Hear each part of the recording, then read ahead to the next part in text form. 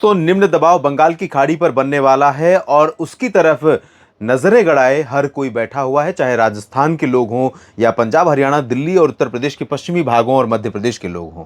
और हम ये सभी अच्छी तरह से जानते हैं। अगर आप मौसम को फॉलो करते रहे हैं, लंबे समय से देखते रहे हैं, तो आप अच्छी तरह से जानते हैं कि जब मानसून की अक्षीय रेखा ऊपर से नीचे आती है और यहाँ पर कोई सिस्टम बनता है, मानसून की अक्षीय रेखा के पैरेलल समानांतर धीरे धीरे आगे बढ़ता है, तो यही सिस्टम यही नमी लेकर आता है, बंगाल की खाड़ी से पानी लेकर आता है और यहाँ पर बारिश करवाता है।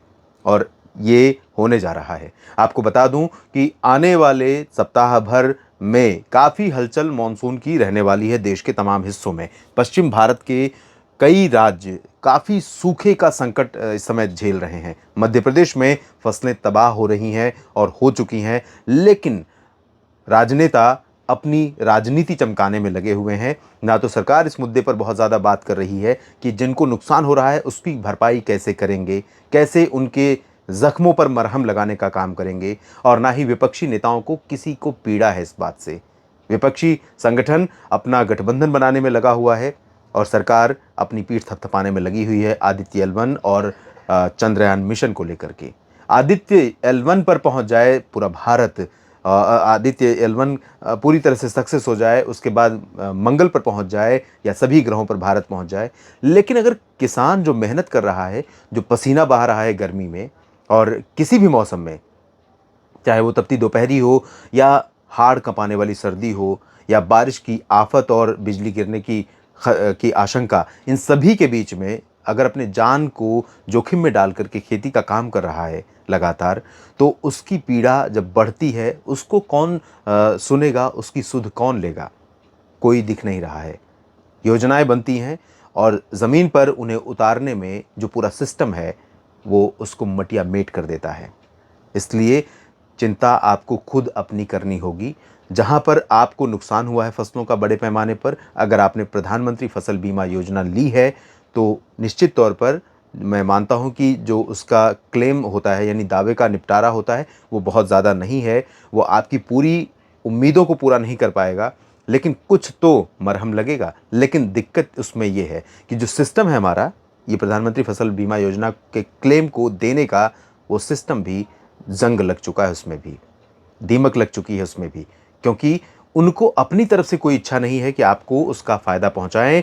उनको आपको जा कर के खटखटाना पड़ेगा कि भाई मेरा नुकसान हुआ है, मेरी फसल बर्बाद हो गई है बारिश न होने के कारण, और इसलिए मेरा दावा बनता है इतने का, और उसके पीछे पड़ना पड़ेगा। ब्रोकरेज एजेंसी, जो दलाल एजेंसियां हैं, उनको पैसे कमीशन मिल गए हैं, उनको फुर्सत है, पैसों से उनका काम हो चुका है।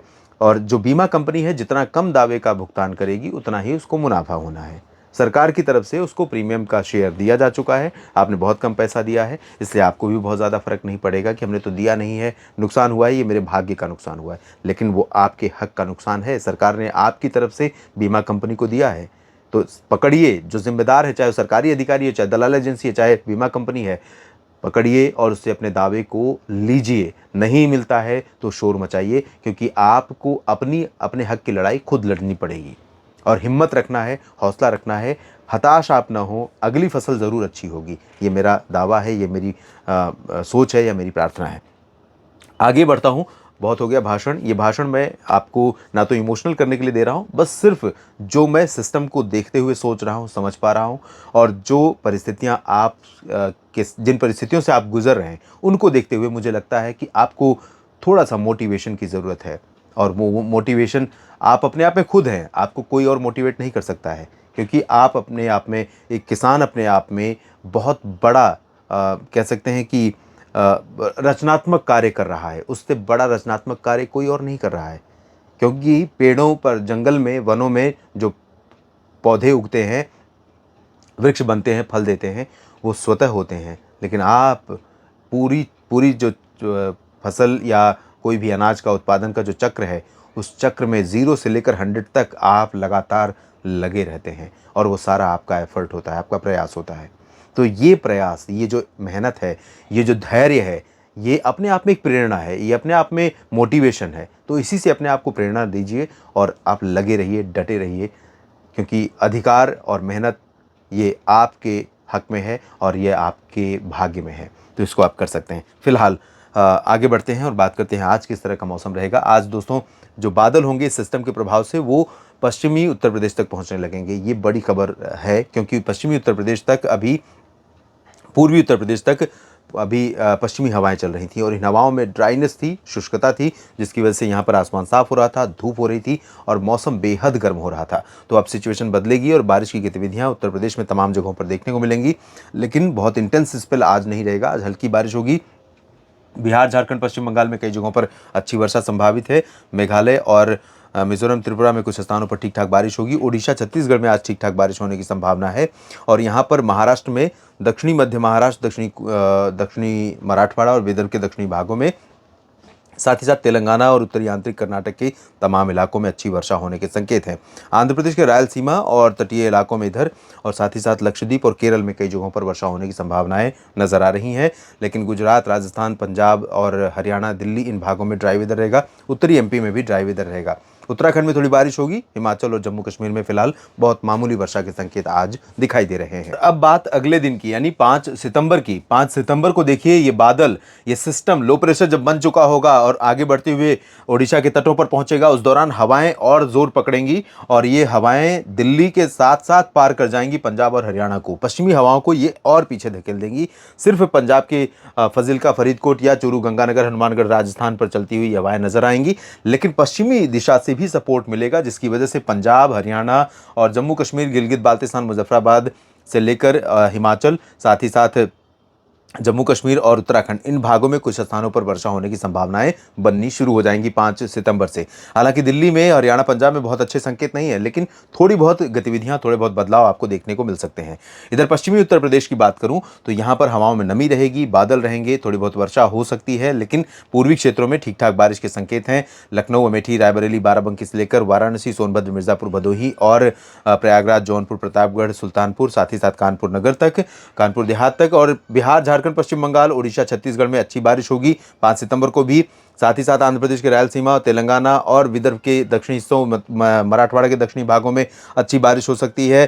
तटीय कर्नाटक और केरल में कई जगहों पर अच्छी वर्षा होने की संभावना है। लक्षद्वीप में भी अच्छी बारिश होने के संकेत यहां पर दिखाई दे रहे हैं।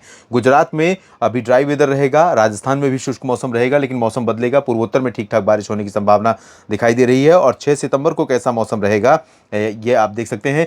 उत्तर प्रदेश और मध्य प्रदेश, छत्तीसगढ़, ओडिशा, महाराष्ट्र इन सभी क्षेत्रों में कई जगहों पर अच्छी बारिश होने की संभावना है। इंटेंसिटी भारी बारिश की तो नहीं रहेगी, लेकिन कई जगहों पर व्यापकता में बादल और बादलों का प्रभाव दिखाई देगा। बारिश होने की संभावना भी बनेगी। ओडिशा और आंध्र प्रदेश में भी कई जगहों पर वर्षा होने की संभावना है। पूर्वोत्तर में मेघालय और मणिपुर, मिजोरम, त्रिपुरा में, नागालैंड में कई जगहों पर बारिश होगी।